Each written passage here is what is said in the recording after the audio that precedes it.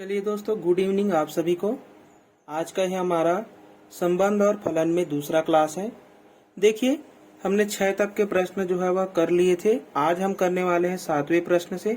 7वां प्रश्न क्या है कि ये A क्रॉस B, यदि A क्रॉस B बराबर एक समुच्चय दिया हुआ है 5 3 और 4 3 का एक समुच्चय, यानी कि क्रमित युग्म का समुच्चय दिया हुआ है, यानी कि क्रॉस तो पहले से बना हुआ है ना। हो तो B के अवयव ज्ञात कीजिए, यानी कि ये एक क्रॉस प्रोडक्ट हमें दे दिया है ना। देखिए 7वां प्रश्न। 7वां प्रश्न में देखो क्या बोल रहा है। यदि A क्रॉस B, यदि A क्रॉस B बराबर एक अवयव दिया हुआ है ना 5 3, और दूसरा अवयव क्या दिया हुआ है 4 3। इसमें हमें क्या ज्ञात करना है, तो B के अवयव ज्ञात कीजिए बोला है। हो तो B के अवयव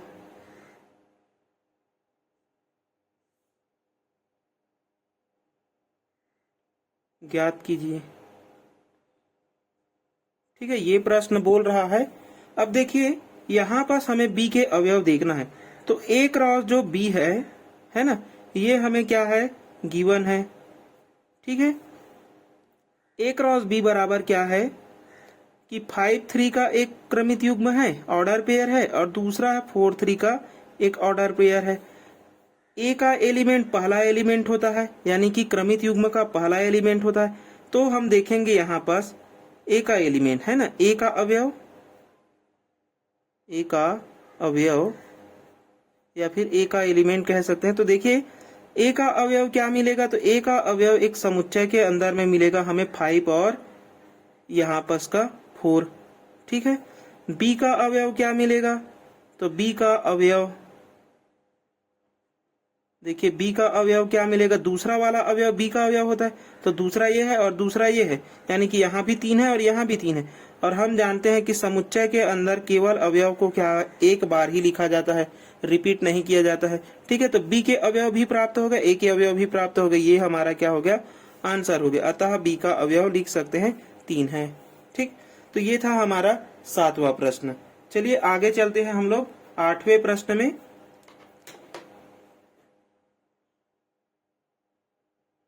चलिए देखिए 8वां प्रश्न। 8वां प्रश्न ये है ना, यदि A बराबर 0 1 और B बराबर 1 -1 हो तो सिद्ध कीजिए कि A क्रॉस B बराबर नहीं है B cross A। A cross B जो है वह बराबर नहीं है ना, does not equal to B cross A। तो हमें यहाँ पास प्रश्न दिया है, प्रश्न को लिखते हैं सबसे पहले। यदि A बराबर 0 1 और B की वैल्यू है 1 और -1। ठीक है, हो तो सिद्ध कीजिए, हो तो सिद्ध कीजिए कि A cross B does not equal to B cross A, यानी कि ये हमें सिद्ध करना है। तो सबसे पहले जो दी गई राशि है उसको लिख लेंगे। तो जो गिवन राशि है वो क्या है, हमारे पास में दिया है, गिवन है। ठीक है, A बराबर 0 1 और B बराबर कितना है 1 -1। ठीक है, सबसे पहले हम इसको लेकर चलते हैं लेफ्ट हैंड साइड को। ठीक है, तो लेफ्ट हैंड साइड बराबर A क्रॉस B निकालना है हमें लेफ्ट हैंड साइड में। A क्रॉस B निकालो तो ये क्या होगा 0 1 क्रॉस 1 और -1। दोनों का हमें क्या बनाना है, क्रमित युग्म बनाना है। तो देखिए क्रमित युग्म बनाने पर क्या मिलेगा, ये 0 का 1 के साथ में बनेगा एक बार, तो 0 1 का बन गया। फिर 0 का -1 के साथ में बनेगा तो 0 -1 का एक बना। 1 का 1 के साथ में बनेगा तो 1 1 बना। 1 का -1 के साथ में बना तो 1 का ये हो गया -1 के साथ में क्रमित युग्म। ठीक है, तो देखिए यहाँ पास कोई भी एलिमेंट रिपीट नहीं है ना। तो ये हो गया हमारा LHS, इसी प्रकार राइट हैंड साइड भी निकाल लेते हैं। तो देखिए राइट हैंड साइड निकालेंगे बी क्रॉस ए, ये है हमारे पास में बी क्रॉस ए। बी की वैल्यू क्या है तो वन और -1 है। क्रॉस ए की वैल्यू कितनी है तो ए की वैल्यू है 0 1। दोनों का हम क्या करेंगे क्रॉस करेंगे, इसके साथ में करेंगे, एक का करेंगे दोनों के साथ में, है ना। तो 1 और 0 का करेंगे तो 1 0, 1 का 1 के साथ करेंगे तो 1 1, -1 का 0 के साथ में करेंगे तो -1 0, -1 का 1 के साथ में करेंगे तो -1 और 1। ठीक है, ये हो गया मेरा दूसरा। अब देखिए ये हमारा पहला, ये हो गया हमारा दूसरा इक्वेशन। यहाँ पास कुछ चीज मैच नहीं हो रहा है, ये इधर देखो यहाँ पास 1 0 है, इसमें कहीं पर भी 1 0 नहीं है, यानी कि ये एक अलग इक्वेशन है और ये एक अलग इक्वेशन है। इसलिए हम कह सकते हैं कि left hand side does not equal है राइट हैंड साइड के। ठीक है, इसलिए सिद्ध हो जाएगा, है ना। इसलिए जो रिक्वायर्ड था हमारा A cross B does not equal to B cross A, ये हो गया हमारा प्रूफ।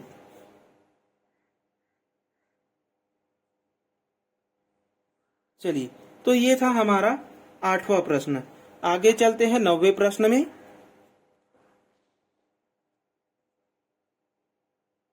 चलिए 9वां प्रश्न देखिए, 9वां प्रश्न क्या बोल रहा है कि यदि a बराबर ए बी बराबर 2 3, सी बराबर 3 7 हो तो निम्नलिखित के मान ज्ञात कीजिए। यानी कि यहाँ पर दो प्रश्न पूछे गए हैं, दोनों का हमें क्या निकालना है, आंसर निकालना है। तो देखिए सबसे पहले 9वें प्रश्न में जो भी है ना, मैं प्रश्न को रिपीट नहीं लिख रहा हूं इस बार, यहाँ पर जो भी दिया गया है उसको लिख लेते हैं, फिर हम पहले को हल करेंगे।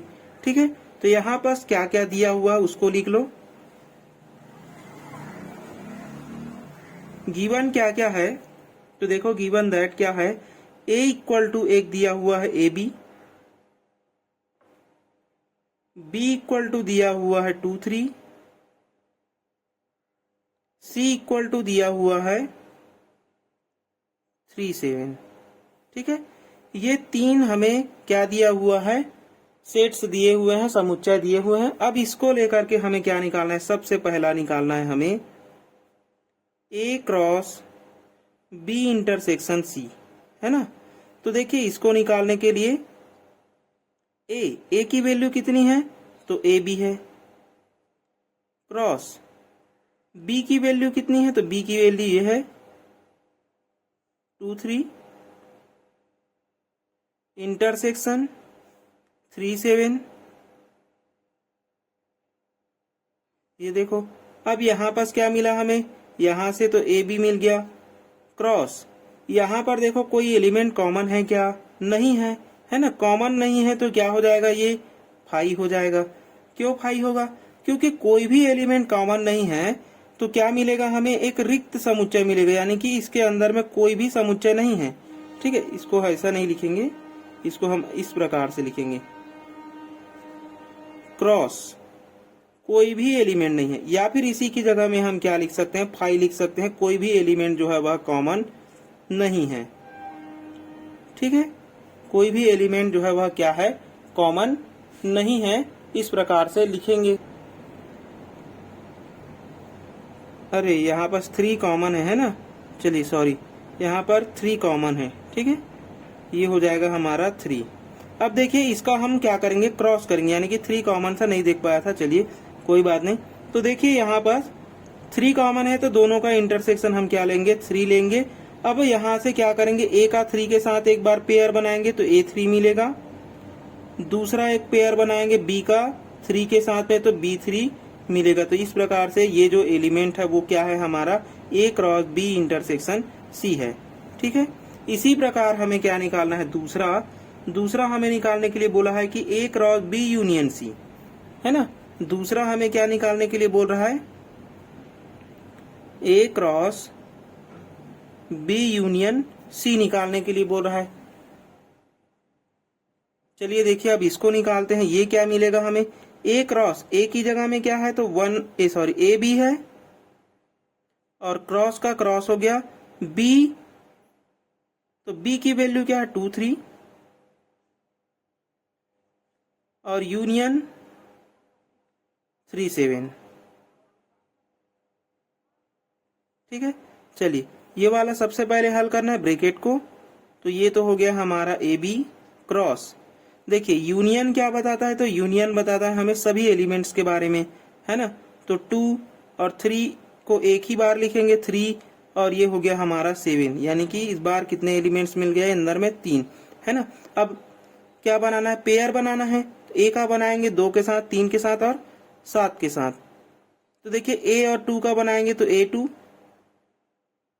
सॉरी पेयर को हम क्या लिखते हैं इस प्रकार से, है ना। कोष्टक में ए का 3 के साथ में तो A3, ए का 7 के साथ में तो A7, बी का करेंगे B2, B3 और B7। ठीक है, ये हो गया हमारा क्रमित युग्म और यही क्या है हमारा आंसर भी है। चलिए तो ये था हमारा 9वां प्रश्न। आगे चलते हैं 10वें प्रश्न पर। चलिए देखिए 10वां प्रश्न। अब 10वां प्रश्न क्या है, तो 10वां प्रश्न है यदि a बराबर 26, b बराबर 109, c बराबर दिया हुआ है 19 हो तो निम्नलिखित के मान ज्ञात कीजिए। तो सबसे पहले हमें कितने सॉल्यूशन लाने हैं, 1 2 3 और 4, है ना। इस प्रकार के क्वेश्चन हमने कर भी लिए हैं। ठीक है, तो ये हमारे लिए आसान है। चलिए देखते हैं। सबसे पहले जो भी दिया गया राशि उसको लिख लो। तो दिया है a बराबर क्या दिया हुआ है, तो 26, b बराबर क्या दिया हुआ है, तो देखिए 109 और c की जो वैल्यू है वो कितनी है, 1 और 9। ठीक है, हो तो हमें क्या निकालना है सबसे पहला। तो देखिए सबसे पहला क्या निकालना है, a cross b union c। निकालो, a की वैल्यू 26 क्रॉस b की वैल्यू निकालना, तो b क्या है यहाँ पास 109 यूनियन c की वैल्यू कितनी है, तो 1 और 9।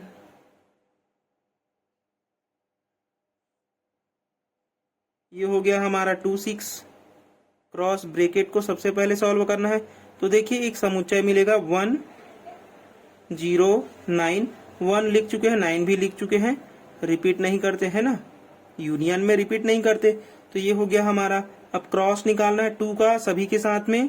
तो देखिए 212029 है ना, 212029। 6 का करेंगे तो 6160 और 69। ठीक है, ये हमारा क्या हो जाएगा, आंसर हो जाएगा पहला। ठीक है, चलिए इसी प्रकार दूसरा निकालेंगे। दूसरा क्या दिया हुआ है, तो a cross b intersection c दिया है, a cross b intersection c दिया हुआ है। चलिए देखते हैं, a cross b intersection c है ना। a की वैल्यू ये है 26 क्रॉस b इंटरसेक्शन c निकालना है। तो ये हो गया हमारा b 109 इंटरसेक्शन c की वैल्यू कितनी है, तो 1 और 9। चलिए इंटरसेक्शन क्या बताता है, कॉमन एलिमेंट को, है ना, उभयनिष्ठ अवयव को। तो ये हो गया 26 इंटरसेक्शन में उभयनिष्ठ अवयव लिखो, एक इसमें भी है तो एक लिखेंगे, 0 इसमें नहीं है तो नहीं लिखेंगे, 9 दोनों में है तो 9 को लिखेंगे। ठीक है, ये हो गया।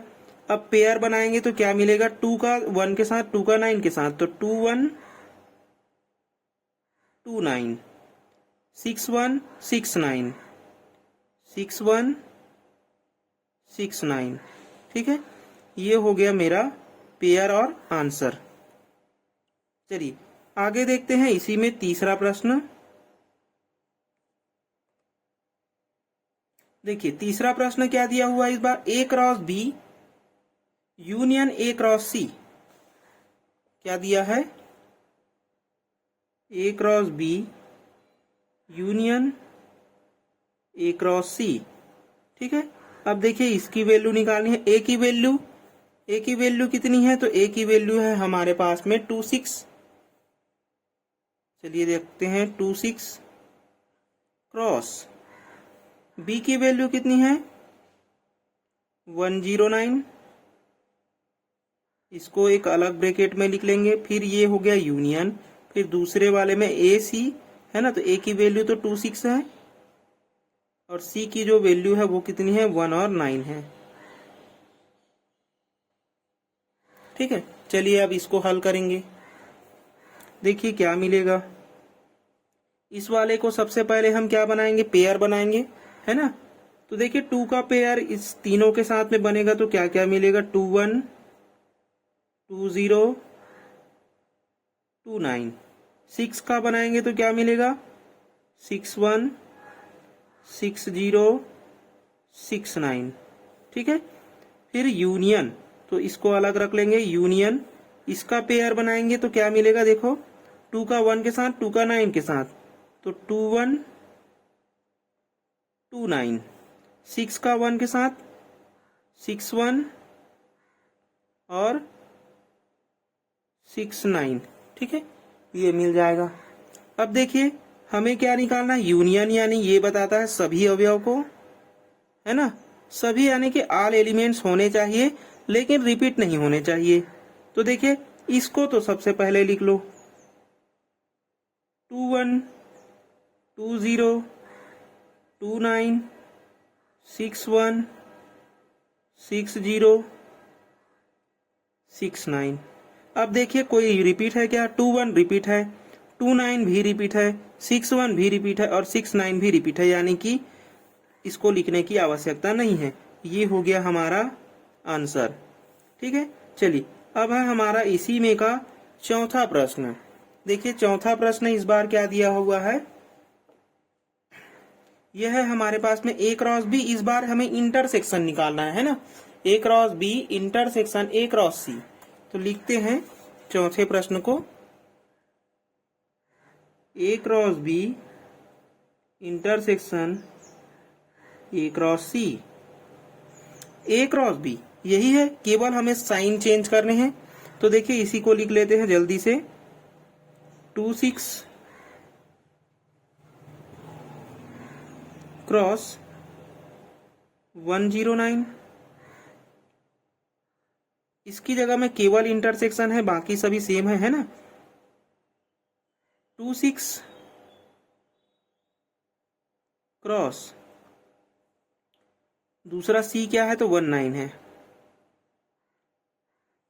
अब देखिए इसको सॉल्व करेंगे, क्या मिलेगा हमें?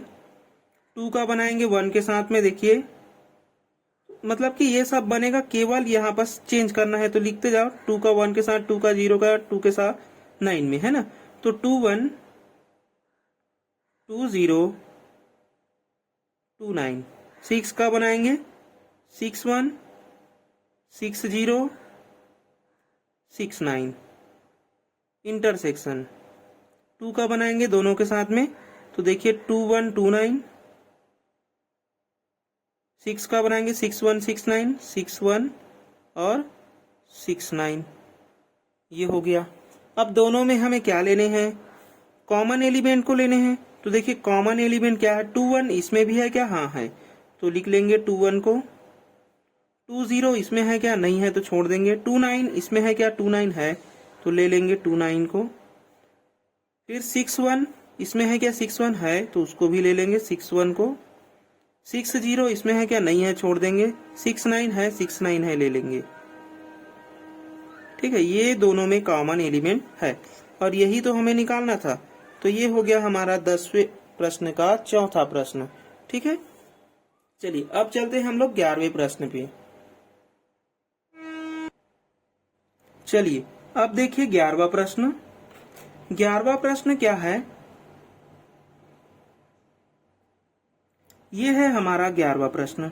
क्या कह रहा है 11वां प्रश्न? यदि a बराबर 2, 3, b बराबर दिया है 1, 2, 3, c बराबर दिया है 2, 3, 4 हो तो सिद्ध कीजिए कि a क्रॉस a बराबर b cross b intersection c cross c होता है ना। तो ये हमें सिद्ध करना है। सबसे पहले जो भी दिया गया राशि है उसको लिख लो।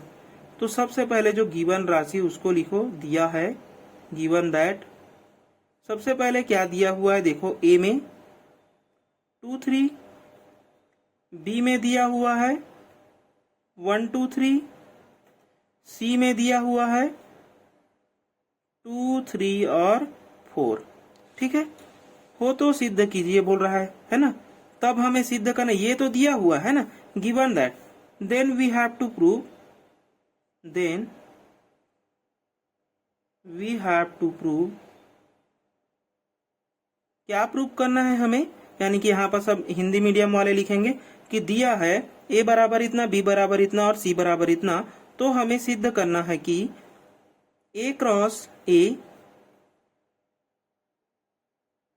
बराबर B cross B intersection C cross C. ठीक है, ये हमें सिद्ध करना है। ठीक है, तो देखिए हम प्रूव करते हैं। उससे पहले हम लेंगे लेफ्ट हैंड साइड को। ये हो गया हमारा लेफ्ट हैंड साइड, क्या है ए क्रॉस ए। ए क्रॉस ए निकालने के लिए क्या करेंगे, देखिए ए का एलिमेंट क्या है, तो ये हो गया 2 3 क्रॉस बी का सॉरी ए क्रॉस ए निकालना है ना, तो ये हो जाएगा 2 3 का 2 3 के साथ में ही। तो देखिए यहाँ पर जो हमारा पेयर मिलेगा वो मिलेगा 2 2 2 3 2 2 2 3, 3 का करेंगे तो 3 2 और 3 3 मिलेगा। ठीक है, कोई भी एलिमेंट रिपीटेड नहीं है ना। 2 3 और 3 2 अलग अलग एलिमेंट होता है, क्योंकि यहाँ पर एक्स के जो कोऑर्डिनेट है वो क्या है 2 है, लेकिन यहाँ पर एक्स के कोऑर्डिनेट क्या है 3 है। ठीक है, तो अलग अलग एलिमेंट। ये हो गया हमारा लेफ्ट हैंड साइड, इसको हम ले लेते हैं इक्वेशन 1। इसी में अब राइट हैंड साइड को सॉल्व करना है। तो देखिए राइट हैंड साइड को सॉल्व करने से पहले मैं क्या ले लेता हूँ, बी क्रॉस बी निकाल लेता हूँ। ठीक है, तो देखिए यहाँ पर इसलिए बी क्रॉस बी सबसे पहले निकालूंगा। बी क्रॉस बी यानी कि इसी एलिमेंट का क्या करना है, मुझे क्रॉस कराना है। ये हो गया 1 2 3, दोनों का जब मैं क्रॉस कराऊंगा क्या मिलेगा मुझे, तो देखो 1 का तीनों के साथ करूंगा तो 1 1 1 2 और 1 3। 2 का करूंगा 2 1 2 2 2 3। 3 का करूंगा 3 1 3 2 3 3, ये मिलेगा। ये हो गया मेरा बी क्रॉस बी, है ना। इसी प्रकार मैं निकाल लेता हूं सी क्रॉस सी।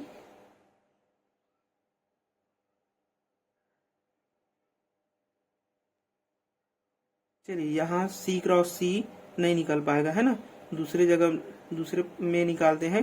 तो देखिए ये है हमारा बी क्रॉस बी, है ना। इसको मैं ले लेता हूं इक्वेशन 2। ठीक है, या फिर इसी में अगर सॉल्व करोगे तब भी बनेगा, लेकिन मैं यहाँ पर बन जाएगा करके ले लिया। चलिए कोई बात नहीं, बी क्रॉस बी निकाले, सी क्रॉस सी निकालेंगे, फिर दोनों के जो उभयनिष्ठ अवयव है उसको लिख लेंगे। चलिए देखिए अब हम क्या निकालेंगे, सी क्रॉस सी निकालेंगे, है ना, क्योंकि हमें चाहिए ही सी क्रॉस सी। तो सी क्रॉस सी निकालने के लिए इसको मैं कर देता हूं अभी के लिए बंद, है ना। चलिए तो देखिए मुझे अब निकालने हैं सी क्रॉस सी। ठीक है, तो सी क्रॉस सी, सी की वैल्यू क्या है, तो 2 3 4 है। ये हो गया 2 3 4 क्रॉस 2 3 4। ठीक है, दोनों का जब मैं क्रॉस कराऊंगा 2 का सभी के साथ कराऊंगा तो 2 2 मिलेगा मुझे। 2 2 2 3 2 4, है ना, 2 3 2 4। 3 का कराऊंगा तो 3 2 3 3 3 4। 4 का कराऊंगा तो क्या मिलेगा, 4 2 और 4 3 और मुझे मिल जाएगा 4 4। ये हो गया मेरा इक्वेशन नंबर 3। ठीक है, अब देखिए from equation 2 and 3, from equation 2 and 3। ठीक है, यानी कि समीकरण 2 और 3 से क्या मिल जाएगा, देखो जो भी उभयनिष्ठ अवयव है उसी को लिखना है ना। फ्रॉम इक्वेशन 2 एंड 3 हमें क्या चाहिए, P cross B intersection C cross C चाहिए।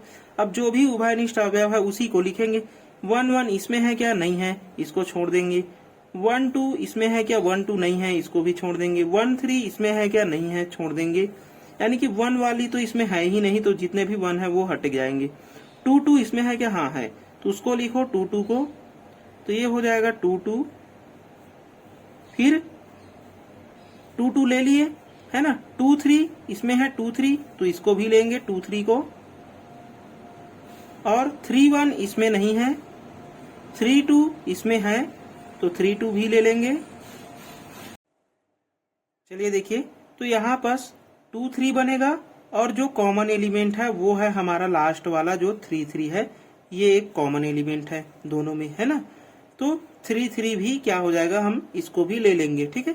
तो ये हो जाएगा हमारा इक्वेशन नंबर 4। अब देखिए इक्वेशन नंबर 1 को देखिए और इक्वेशन नंबर 4 को देखिए, दोनों ही क्या है, समान है ना। तो समान है, इसलिए हम लिख सकते हैं कि from equation 1 and 3 we get, यानी कि समीकरण 1 और 3 से हमें प्राप्त होगा लेफ्ट हैंड साइड बराबर राइट हैंड साइड, ठीक है। तब हम लिख सकते हैं कि A क्रॉस A बराबर B cross B intersection C cross C, जो दिया था हमें सिद्ध करने के लिए, वो हमारा क्या हो गया, सिद्ध हो गया, ठीक है। तो ये था हमारा 11वां प्रश्न। अब हम चलते हैं अगले प्रश्न पर, 12वें प्रश्न पर, ठीक है। चलिए देखिए 12वां प्रश्न क्या है।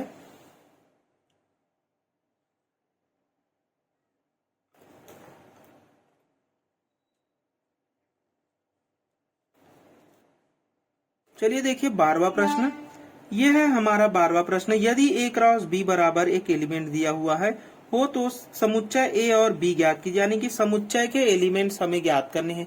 तो मैंने बताया था, है ना, कि A क्रॉस, यहाँ पर जो भी दिया गया है उसको लिख लो। कौन सा प्रश्न है ये, हमारा 12वां प्रश्न, प्रश्न नंबर 12वां। जो भी दिया है उसको लिख लो।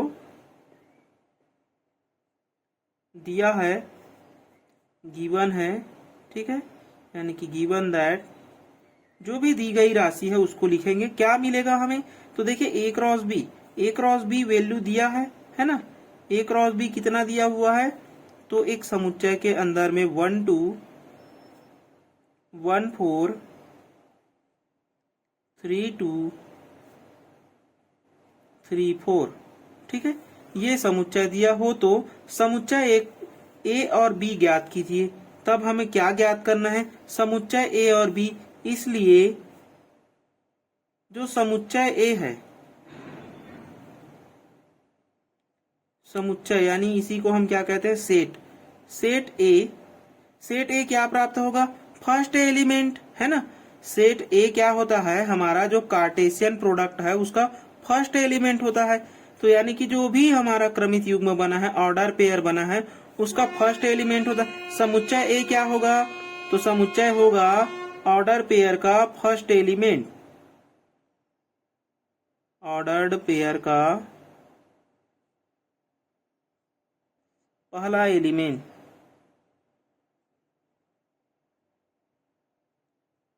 यानी कि पहला अवयव।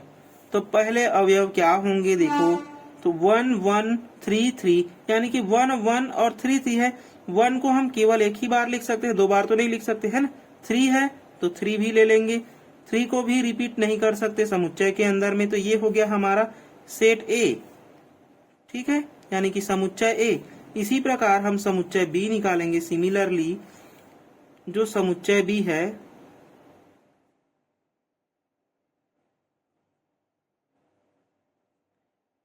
यानी कि जो सेट B है वो क्या मिलेगा हमें, तो ये क्या कहलाएगा, हमारा ऑर्डर पेयर का सेकेंड एलिमेंट, है ना, दूसरा अवयव। तो देखिए ऑर्डर पेयर का क्या मिलेगा, ऑर्डर्ड पेयर का सेकेंड एलिमेंट, यानी कि दूसरा अवयव, दूसरा एलिमेंट।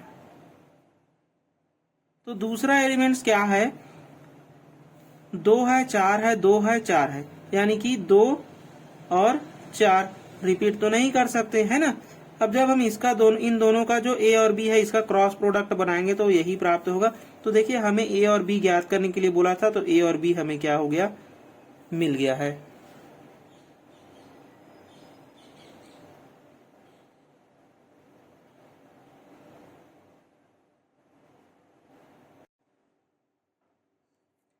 चलिए अब है हमारा अगला प्रश्न 13 नंबर।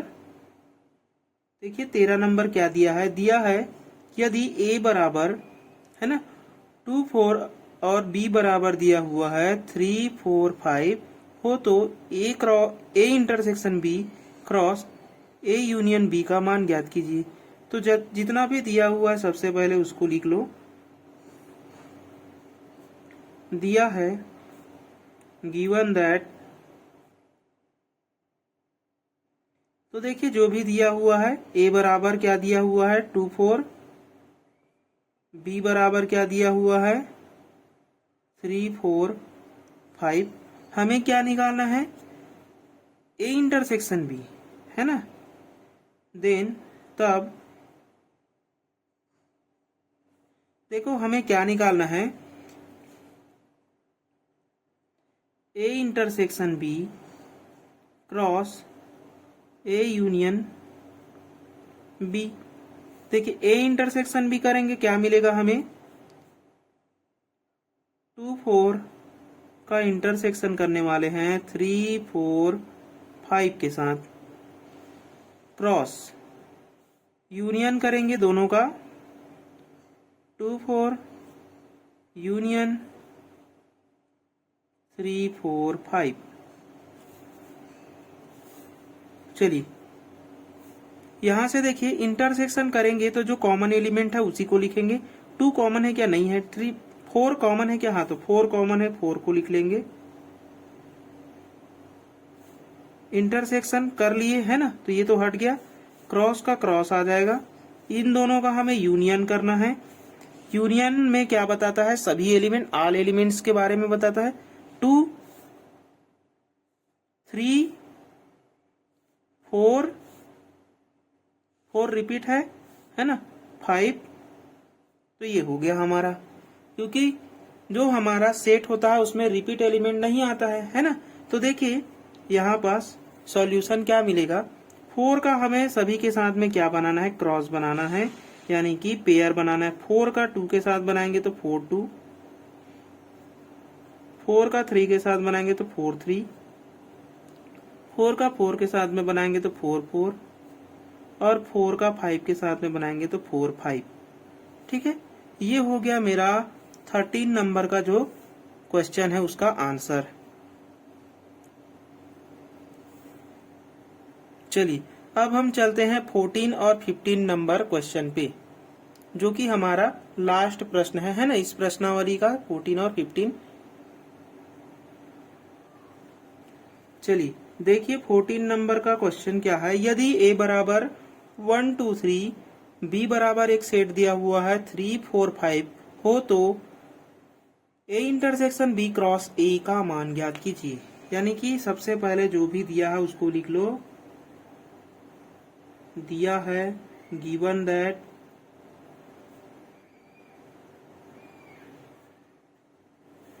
यहाँ पर a की वैल्यू कितनी है 1 2 3, b की वैल्यू कितनी है 3 4 5 हो तो हमें क्या निकालना है, तब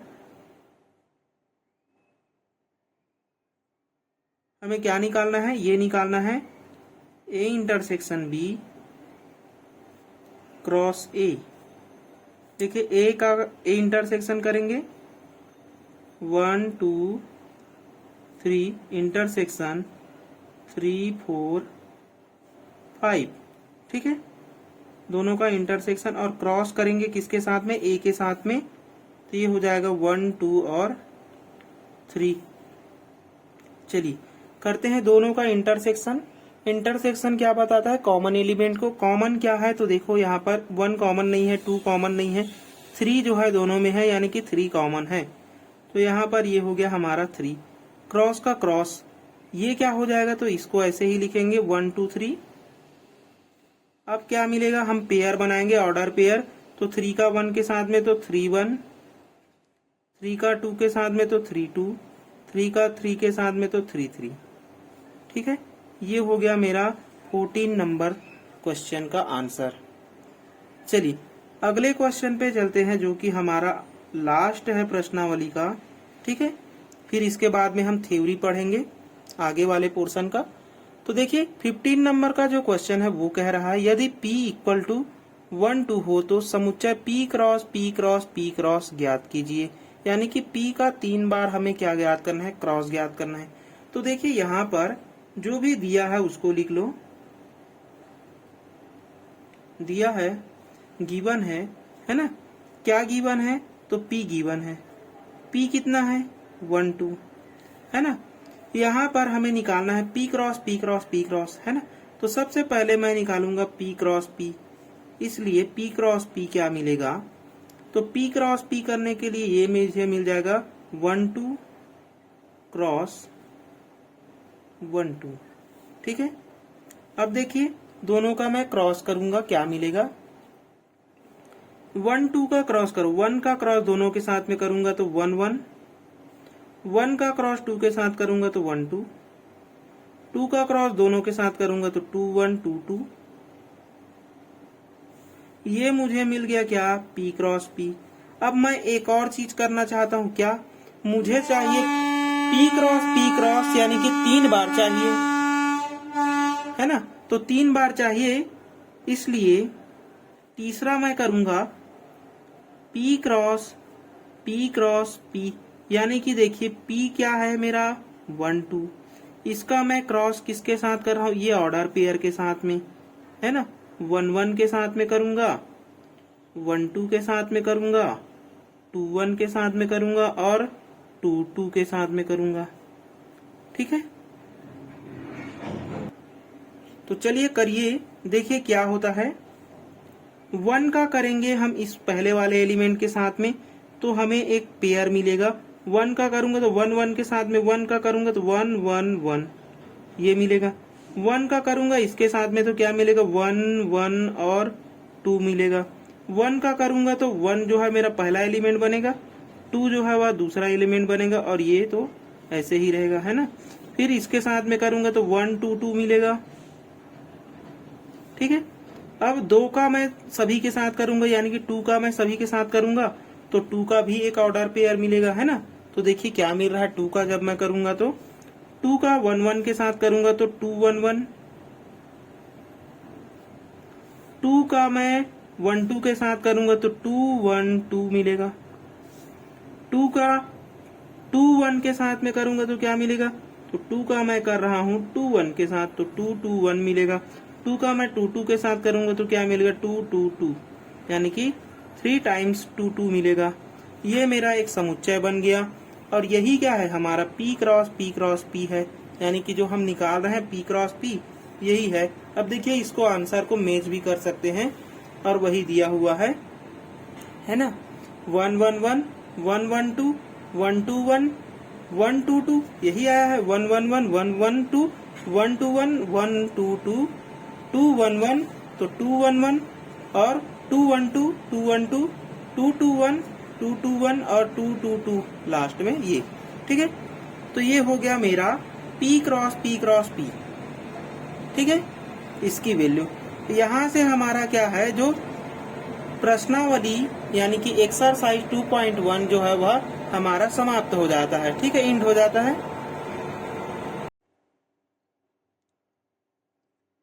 चलिए दोस्तों, आज हम पढ़ने वाले हैं संबंध के बारे में।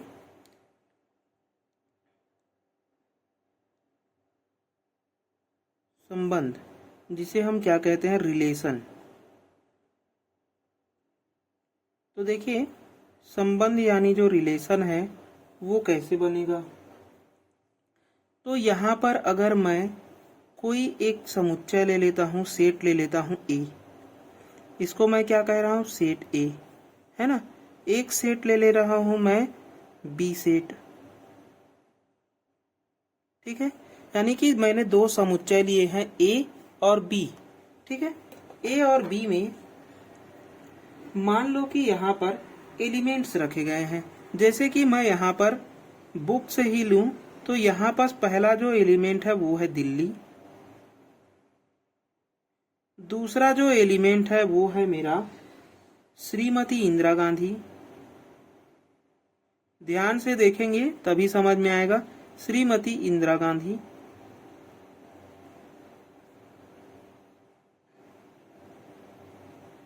ठीक है। अब देखिए आगे और देखने की आवश्यकता नहीं है। अब हम इसमें क्या बनाएंगे, एक रिलेशन बनाएंगे। किसके साथ, ए का बी के साथ। तो ए का बी के साथ रिलेशन बनाने के लिए यहाँ पर तो दो कुछ है ना, एक तो नेम है और दूसरा एक पर्सन है ना। तो यहाँ पर एक सेट में यानी कि जब दो सेट हो जाए, यानी कि दो ऐसे समुच्चय मिले जिसमें कोई ना कोई एलिमेंट्स होने चाहिए, तभी दोनों में क्या बनेंगे, रिलेशन बन पाएंगे।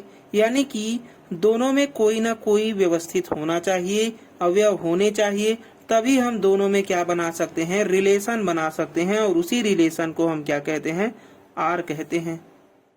ठीक है, उसी रिलेशन को हम क्या कहते हैं, आर कहते हैं। जैसे कि दिल्ली, अब दिल्ली से हमें ये समझ में आता है कि ये एक भारत की राजधानी है। यानी कि यहाँ पास मैं कहूँ भारत, है ना, यहाँ पास मैं लिख दूं भारत, तो रिलेशन कैसा बना, दिल्ली भारत की क्या है, राजधानी है। तो यहाँ पर जो मेरा पहला रिलेशन बनेगा वो किसका बनेगा, दोनों के साथ में राजधानी का बनेगा। यानी कि जो मेरा R1 बना है ना, पहला रिलेशन बना है, वो राजधानी का बना है। किसका बना है, राजधानी का। ठीक है, यानी कि यहाँ पास क्या दिया हुआ है कि जो दिल्ली है ना, वो भारत की क्या है, राजधानी है। यानी कि Delhi is a capital of क्या है, इंडिया। तो यहाँ पर जो भी रिलेशन बता रहा है, यानी कि जैसा रिलेशन दोनों में है, तो रिलेशन कब बनेगा, जब दोनों समुच्चय में कुछ ऐसे एलिमेंट हो जो दोनों में क्या बताए, एक दूसरे से संबंध को बताए। तो भारत से हम देखेंगे तब भी राजधानी का दोनों में क्या है, रिलेशन है।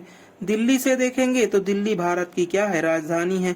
इसी प्रकार इंदिरा, देखिए श्रीमती इंदिरा गांधी, है ना, यहाँ पर दिया हुआ है आपके बुक में नेहरू के बारे में, है ना। तो यहाँ पर पंडित जवाहरलाल जो नेहरू हैं,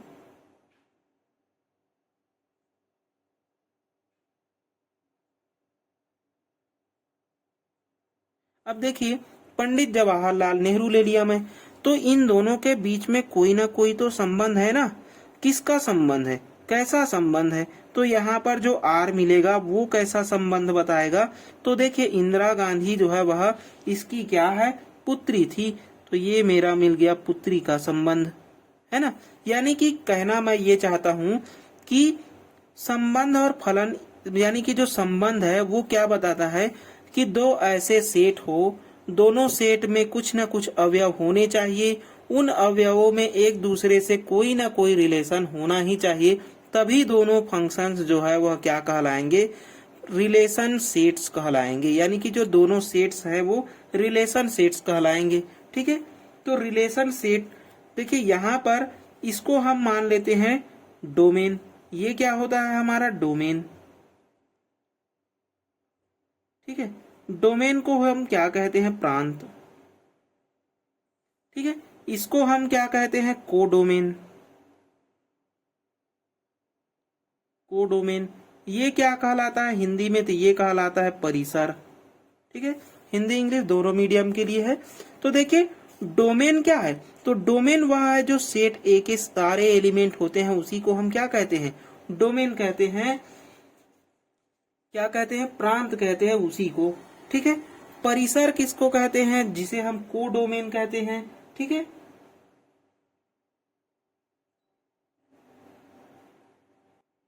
चलिए देखिए, तो देखिए परिसर है ना, परिसर कोडोमेन, यानी कि इसी देखिए कोडोमेन कह सकते हैं। कोडोमेन ना कह करके परिसर को हम क्या कहते हैं, रेंज कहते हैं। ठीक है, क्या कहते हैं, रेंज। ठीक है, कोडोमेन अलग हो जाएगा, तो कोडोमेन आगे पढ़ेंगे। तो देखिए परिसर क्या है, हमारा रेंज है। यानी कि रेंज क्या बताता है कि जो दिल्ली है वो क्या है, भारत की राजधानी है ना।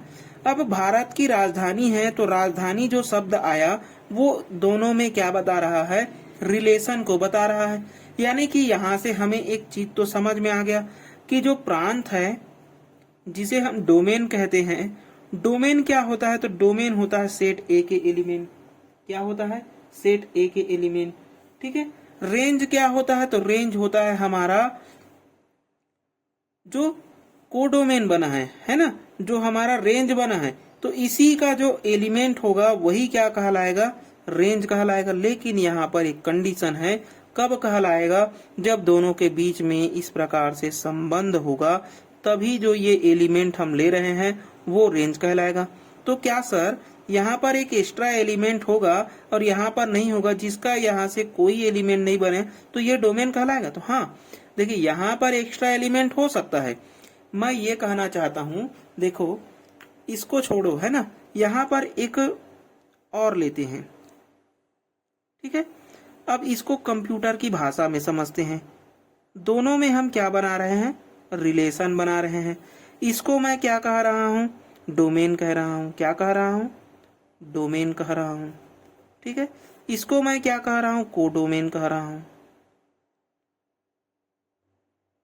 ठीक है। और इसी को मैं क्या कह रहा हूँ, रेंज भी कह रहा हूँ। अरे इसी को रेंज भी कह रहे हैं, परिसर भी कह रहे हैं, ये क्या बात हुई। इसी को आपने डोमेन कह दिया, सह प्रांत कह दिया, ठीक है। इसको हमने क्या कहा, प्रांत कहा। तो देखिए यहां पर मैं एक एलिमेंट ले रहा हूं, ये मेरा है 4 एलिमेंट, यहां पर अब 3 एलिमेंट है। अब इसका मैं मान लेता हूं कि इसके साथ में संबंध है, इसका मैं मान लेता हूं कि इसके साथ में संबंध, यानी कि मैंने एक डाटा इनपुट किया कंप्यूटर में, वो मुझे मॉनिटर में क्या बताया, एक शो कर लिया उसका रिजल्ट, है ना। यानी कि मैंने एक इनपुट डाला, उसका मेरा एक रिजल्ट मिल गया, फिर एक मैंने इनपुट डाला, उसका भी एक रिजल्ट मिल गया, फिर मैंने एक इनपुट डाला, उसका रिजल्ट नहीं मिला, एक और इनपुट डाला, उसका भी रिजल्ट नहीं मिला। तो यहाँ पर संबंध है क्या, तो संबंध तो है, संबंध तो बन गया है ना। संबंध जरूरी नहीं है कि सभी एलिमेंट्स के साथ में बने।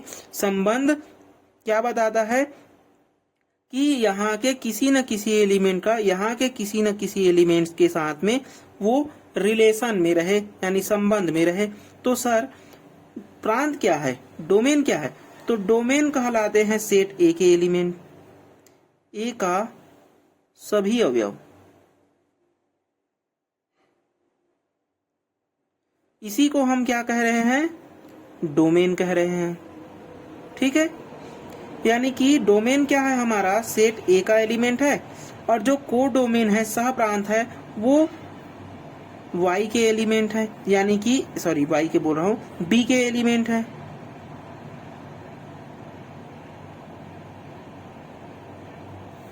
रेंज क्या है, तो रेंज ये बना एक और ये एक बना, तो ये दोनों क्या कहलाएंगे, रेंज कहलाएंगे। तो रेंज क्या है, ये मेरा रेंज है, यानी कि यहाँ पर तो 3 एलिमेंट थे, लेकिन रेंज क्या मिला मुझे, 2 ही मिला, यानी कि जिनका संबंध बन जाता है वही हमारा क्या कहलाता है, रेंज कहलाता है, ठीक है, परिसर कहलाता है।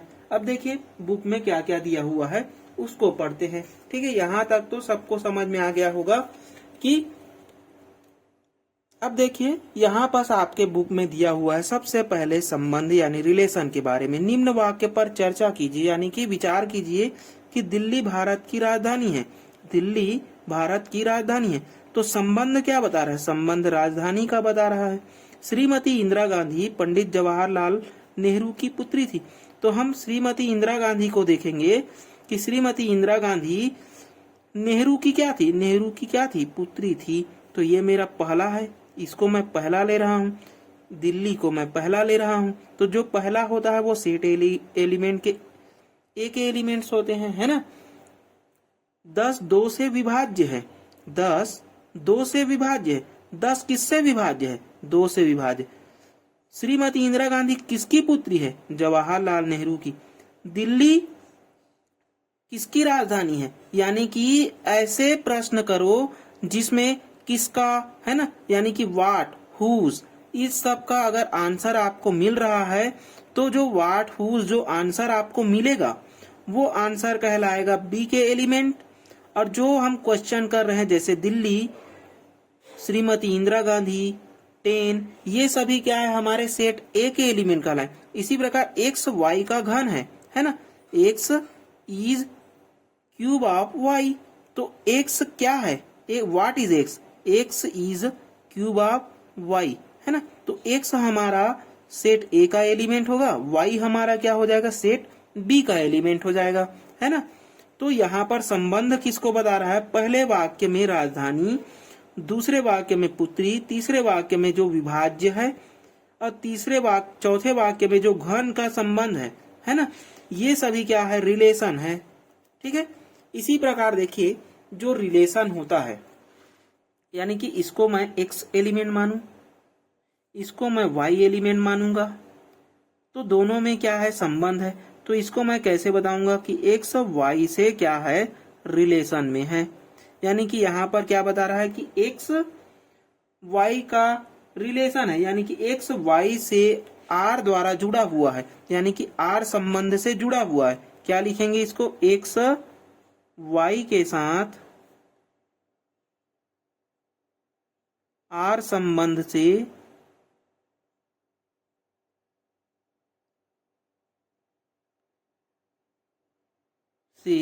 जुड़ा है, ठीक है। यानी कि x जो है वह y से किस प्रकार जुड़ा है, r प्रकार से जुड़ा है, यानी कि r से जुड़ा हुआ है, ठीक है। अब देखिए यहाँ पर जो एग्जाम्पल, यहाँ पर जो रिलेशन है ना, रिलेशन हम तीन प्रकार से देखेंगे। एक तो लेस देन के रूप में, दूसरा इक्वल टू के रूप में, या फिर तीसरा जो है वह ग्रेटर देन के रूप में। यानी कि ये क्या कहलाता है, मेरा लेस देन, ये मेरा क्या कहलाएगा, इक्वल टू,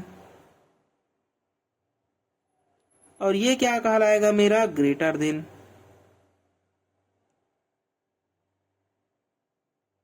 ठीक है। अब हिंदी मीडियम वाले मत पूछना कि less than, equal to, greater than क्या होता है। लेस देन मतलब कि छोटे, है ना, छोटे से बड़े की ओर। ये क्या है, इस वाले भाग को हम छोटा, इस वाले भाग को जहां पर खुला है उधर को बड़ा। यानी कि यहाँ पर मैं कहूं कि एक जो है वह छोटा है किससे, दो से, है ना।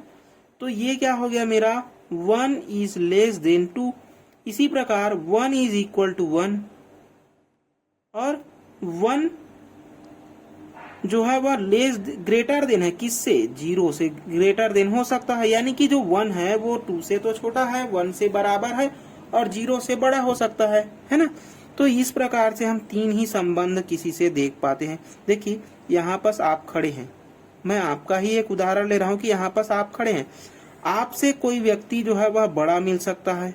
कैसा मिल सकता है, बड़ा मिल सकता है ना। आपसे कोई व्यक्ति जो है वह छोटा मिल सकता है। कोई व्यक्ति आपके उम्र के बराबर भी हो सकता है ना। तो बराबर हुआ तो आपके बराबर है, ठीक है। तो 1 को आप खुद पे रख के देखो कि ऐसा कोई इंसान होगा जो आपके सेम उम्र के होगा। यानी कि आज आप 20 के हैं तो कोई व्यक्ति जो है वह 20 का होगा, मतलब कि आप दोनों बराबर हैं। आप किसी से छोटा भी हो सकते हैं, आप किसी से बड़ा भी हो सकते हैं, है ना। तो तीन प्रकार से ही हम क्या देखते हैं, संबंध को देखते हैं। यानी कि संबंध कितने प्रकार से बन पाता है, तो तीन ही प्रकार से बन पाता है, या तो छोटे के रूप में, या तो बड़े के रूप में, या फिर बराबर के रूप में। तो सर इसका कोई एग्जाम्पल है, तो देखिए अपने बुक में एक उदाहरण दिया हुआ है कि अब हम इन संबंधों के बारे में अधिक जानकारी समुच्चय A से प्राप्त करेंगे। यानी कि समुच्चय A एक समुच्चय सेट दिया हुआ है, इसका यदि मैं कार्टेशियन प्रोडक्ट निकालता हूँ, है ना, A क्रॉस A निकालता हूँ, तो A क्रॉस A मुझे इस प्रकार से मिला, ठीक है। तो मान लीजिए कि जो संबंध है R1, R2, R3 तीन प्रकार से हो सकते हैं, लेस देन, इक्वल टू, या फिर ग्रेटर देन, है ना। संबंध कितने प्रकार से हो सकते हैं, तीन ही प्रकार से हो सकते हैं। पहला संबंध मैं मान रहा हूं कि जो x के एलिमेंट है वो छोटे हो सकते हैं, तो x जो है वह छोटा एलिमेंट होगा। यहाँ पर दिया नहीं है कि x को मैं यदि छोटा एलिमेंट मानूं y से, यानी कि छोटे वाले संबंध से बता रहा हूं।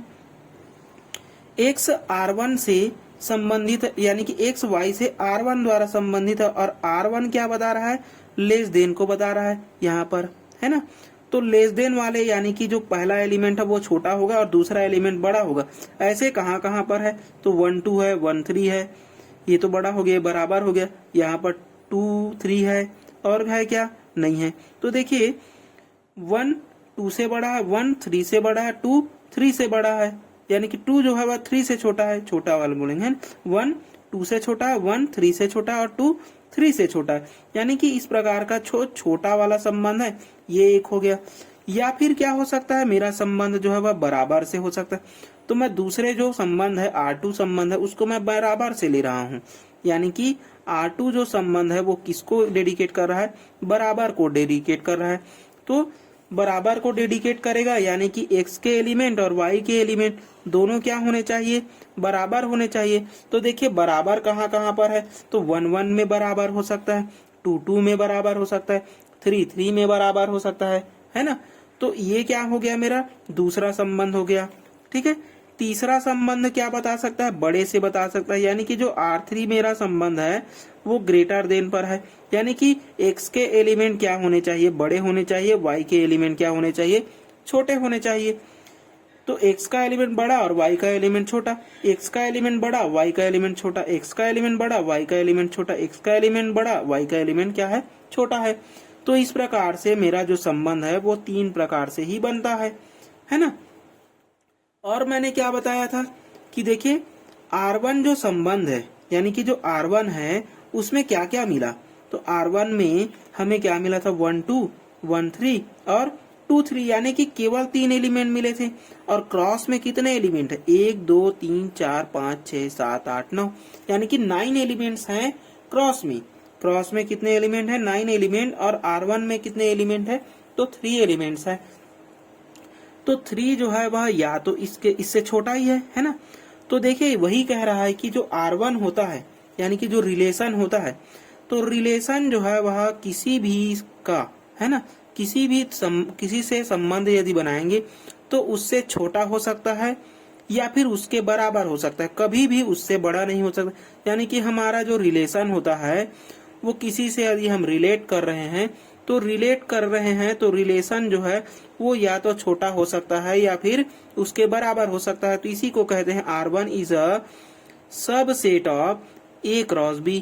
यानी कि हमेशा R1 जो है वह सबसेट के रूप में रहेगा, किसका, A क्रॉस B का, यानी कि उस समुच्चय का।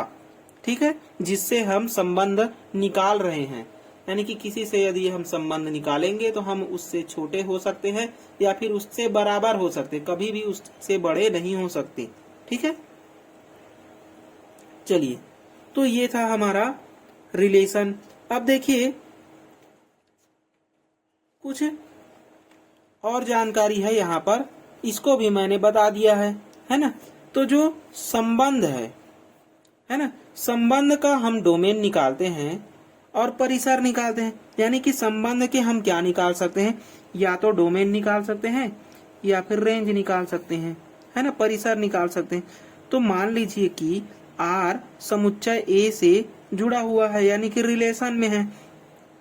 R जो है वह A क्रॉस B का क्या हो सकता है, छोटा या बराबर हो सकता है। तो देखिए डोमेन क्या कहलाता है, तो डोमेन प्रथम अवयवों का समुच्चय कहलाता है। यानी कि जो मैंने पहला समुच्चय बनाया था गोल में, है ना, उसी का अवयव होगा। यानी कि जो x के पूरे एलिमेंट है वही क्या होंगे, हमारा डोमेन होगा। ठीक है, और जो रेंज है वो क्या होगा, जो रेंज है वो क्या होगा, तो द्वितीय अवयव ही हमारा क्या कहलाता है, रेंज कहलाता है। यानी कि रेंज y के एलिमेंट है, यानी कि b के एलिमेंट है, y किस में बिलोंग करता है, b में, तथा उन दोनों में क्या होने चाहिए, एक रिलेशन होना चाहिए। कैसा, ऑर्डर पेयर का।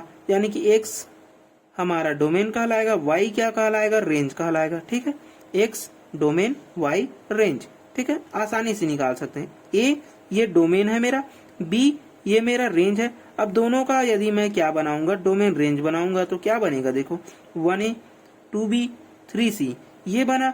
1 2 3 क्या कहलाएगा, मेरा डोमेन, और ए बी बी जो कहला रहा है ये मेरा क्या कहलाएगा, रेंज कहलाएगा। तो सर हमने तो सुना है कि जो बी बी है उसको डबल नहीं लिखा जाता, तो डबल कहाँ लिखे, इसको बराबर करके हमने एक छोटा बना लिया, है ना। ठीक है, तो छोटा बना लिया, तो रेंज जो आर मिला हमें, रेंज मिला, वो इससे छोटा हो गया, इससे क्या हो गया, छोटा हो गया। ठीक है, प्रतिलोम संबंध। अब देखिए प्रतिलोम संबंध क्या है, इनवर्स रिलेशन क्या है। तो इनवर्स रिलेशन क्या होगा, जैसे कि मैं कहूं यहाँ पर 2 लड़के हैं, किसके? राम के। राम के दो लड़के कौन? एक लव, एक कुश। और लव कुश में हम संबंध देख रहे हैं आर का। लव से लेंगे तो कुश उसका भाई है, कुश से लेंगे तो लव उसका भाई है।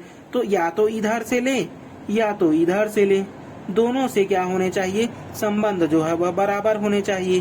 ठीक है, तो इसी को हम क्या कहते हैं? इनवर्स कहते हैं। यानी कि हम यदि डोमेन से रेंज की ओर देखें तब भी वही आंसर मिले, और रेंज से डोमेन की ओर देखें तब भी हमें वही क्या आंसर मिले, तो उसी को हम कहते हैं इनवर्स। और इनवर्स रिलेशन को हम बताते हैं आर के ऊपर में -1 डाल करके बताते हैं। ठीक है, तो ये हमारा इनवर्स रिलेशन हो जाता है। देखिए यहाँ पर लिखा है, मान लीजिए कि आर ए से बी में एक संबंध है, यानी कि आर जो है वह ए बी में संबंधित है। तो आर का जो प्रतिलोम होगा वह समुच्चय यानी कि वह सेट होगा जो आर के प्रत्येक क्रमित युग्म, यानी कि जो क्रमित युग्म बनाएंगे हम, जो ऑर्डर पेयर बनाएंगे, ऑर्डर पेयर को परस्पर अगर बदल दे रहे हैं, एक्स की जगह में वाई और वाई की जगह में यदि हम एक्स रखेंगे तो चेंज नहीं होना चाहिए। यानी कि वाई को एक्स से रिप्लेस कर लिया इनवर्स में, तो y बिलोंग्स टू b हो गया और x बिलोंग्स टू a हो गया। जबकि पहले क्या था कि x जो है वह a का एलिमेंट था, y जो है वह b का एलिमेंट। अब मैं अगर y को b का एलिमेंट ले रहा हूँ और x को a का एलिमेंट ही ले रहा हूँ, लेकिन जो मेरा ऑर्डर पेयर है वो बदल रहा है। यानी कि ऑर्डर पेयर पहले तो xy था लेकिन इस बार yx हो गया, तब भी जो मेरा रिलेशन है वो सही, वही आंसर आना चाहिए जो मेरा पहला आया था। यानी कि परस्पर अगर हम अवयव को बदल भी देते हैं तो आंसर अगर सेम आता है तो उसी को हम क्या कहते हैं? प्रतिलोम संबंध, इनवर्स रिलेशन के नाम से हम जानते हैं। ठीक है, अब देखिए इसका यदि हमें डोमेन निकालना है तो डोमेन और रेंज दोनों क्या होंगे? बराबर होंगे।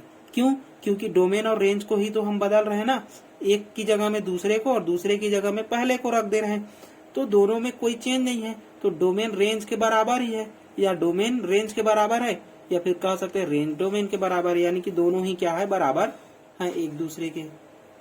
ठीक है, तो इस प्रकार से हम क्या देखेंगे? इनवर्स रिलेशन देख सकते हैं, यानी कि दोनों क्या हो सकते हैं? बराबर होते हैं। ठीक है, तो ये था हमारा थ्योरी क्लास। इसके क्वेश्चन जो है हम कल करेंगे, इसको एक बार फिर से समझेंगे, फिर क्या करेंगे? हम कल क्वेश्चन करेंगे। ठीक है, ये था हमारा क्लास नंबर 2। क्लास नंबर 3 के लिए आगे इस चैनल को सब्सक्राइब करें।